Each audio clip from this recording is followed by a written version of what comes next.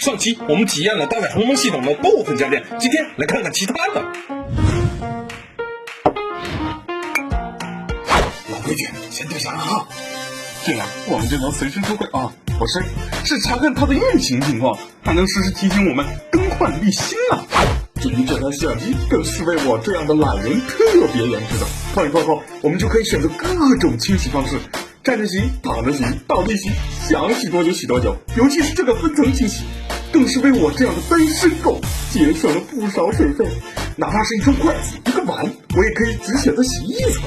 一想到以后吃完饭扔进洗碗机就不用管了，简直做梦都能笑醒。天哪，快拦死我吧！